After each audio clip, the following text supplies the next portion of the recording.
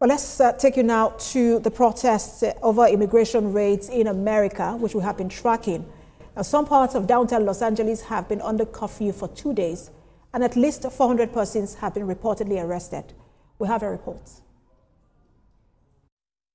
For a second night in Los Angeles, a curfew is in place after nearly a week of unrest in the city over U.S. immigration raids. Many people were arrested for violating the downtown curfew shortly after it came into effect at 6 p.m. local time on Wednesday. At least 400 people have been arrested in Los Angeles since the protest began Friday last week, including 330 undocumented migrants. 157 persons were arrested for assault and obstruction, including one arrested for the attempted murder of a police officer. Federal prosecutors have so far charged 2 men for throwing Molotov cocktails at police officers in 2 separate incidents. A total of 4,000 National Guard troops and 700 Marines have been deployed to help quell the unrest. Some of the National Guard troops have now been authorized to detain people until the police can arrest them. Yesterday evening, hundreds of protesters marched to Los Angeles City Hall before being dispersed by police.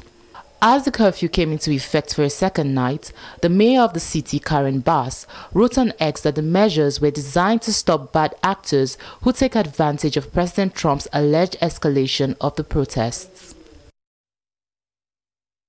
From Massachusetts in the United States to X-ray the immigration riots is an immigration lawyer, Andrew Thomas. Good to have you join us.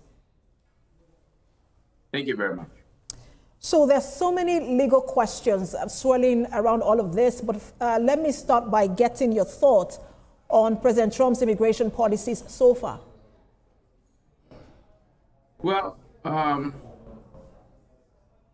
any president or any administration can execute policy as they deem fit, but the problem is, does that policy cohere with the rule of law?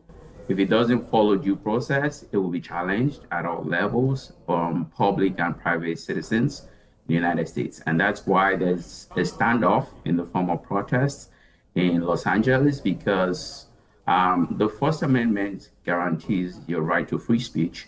And protest is a form of with something, especially the deployment of the military in immigration raids.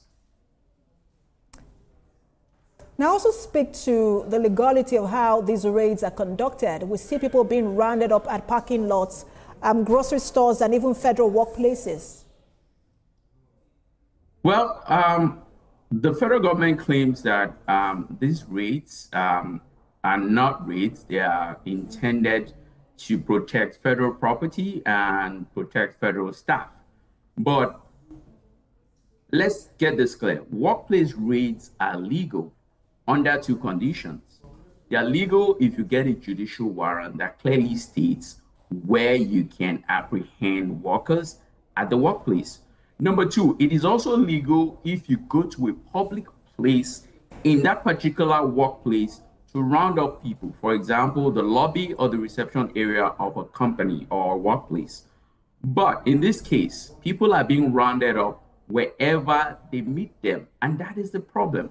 And that's why people are protesting in agreement with their right to First Amendment rights to protest, that you can round people up, but you have to follow the rules. And that's why the California state governor and government has approached a judge to limit the involvement or even the military in workplace raids. And we've also seen, because you mentioned the California state governor, we've also seen lawmakers in some Democratic-led states trying to intensify their resistance. Some of them are now strengthening state laws to protect immigrants in areas of housing, employment, and police encounters. Could this become a national crisis that culminates into a showdown between federal and state power? Well, I think it's very reductive to want to make it look partisan. Whatever is not right in the eyes of the law is not right. The current administration, the president who is seeking to deploy the military, using LA as a starting point, because there are plans to deploy the military in New York, Madison, Wisconsin, and even Chicago, had to run to the courts when it appeared that prison time might be looming over January 6th and so many other allegations. the court rescued him. Thankfully, the California state government and all well-meaning Americans are seeking refuge in the court, and hopefully this attempt or several attempts to sidestep due process will be checked in due course. The string of losses will continue because without the rule of law, America won't be a beacon for the many people who continue to seek refuge to make America home. You are allowed to execute whatever policy you want to execute, follow the rule of law. Pretty simple. All right, thank you so much. Just a lot to talk about here. Some have called this an abuse of the power of the Oval Office. There are also fears as to whether President Trump will invoke the insurrection law, but we'll see how all of this plays out. Always a pleasure to have you on. Immigration lawyer Andrew Thomas.